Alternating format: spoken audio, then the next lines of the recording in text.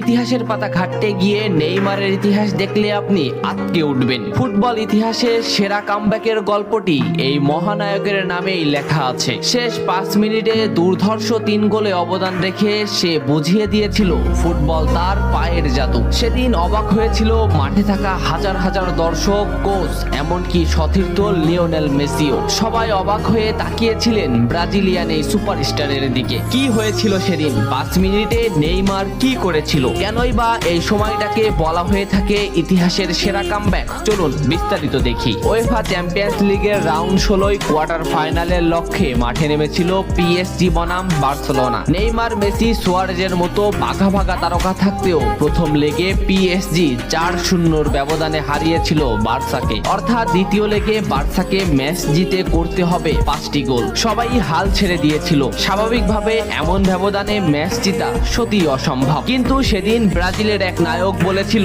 এটা সম্ভব, আমরা এটা করে দেখাবো। যেভাবেই হোক না কেন আমরা দলকে ম্যাচ জেতাতে চাই। 2017 সালের 8 মার্চ অনুষ্ঠিত হয় এই ম্যাচের দ্বিতীয় লেগ। ম্যাচের শুরু থেকেই ক্ষিপ্ততা আর দক্ষতা দেখাতে শুরু করেন নেইমার। এই ম্যাচে যেন আবির্ভাব হয় কোনো এক নতুন নেইমারের। এই নেইমারকে তো কেউ চেনে না। ম্যাচের 3 মিনিটেই লুইস সুয়ারেজ পেয়ে যায় প্রথম গোলের দেখা। এরপর নেইমারের ক্ষিপ্ততায় একের পর এক আক্রমণ সাজাতে থাকে বার্সা। এদিন যেন নেইমারকে কোনোভাবেই আটকাতে পারছিল না পিএসজি। নেইমারকে আটকাতে একের পর এক ফাউলই বেছে নিয়েছিল তারা। ম্যাচের 40 মিনিটে লেভিনের আত্মঘাতিক গোলে বার্সা পায় দ্বিতীয় গোলের দেখা। ম্যাচের 50 মিনিটে ক্ষিপ্ত থাকা নেইমারকে ডি বক্সের ভিতর ফাউল করে ফেলে দেওয়া হয়। এতে বার্সা পেয়ে যায় পেনাল্টি। পেনাল্টিতে গোল করে দলকে এগিয়ে নেন লিওনেল মেসি। তবে যেমনটা ভাবছিলেন এই ম্যাচের গল্প ফুটবল বিধাতা তেমন ভাবে লেখেননি। 62 মিনিটে বার্সার কফিনে শেষ প্যারাটা পুড়ে দেন এডিনসন কাভানি। এতেই স্তব্ধ হয়ে যায় ক্যাম্প নু।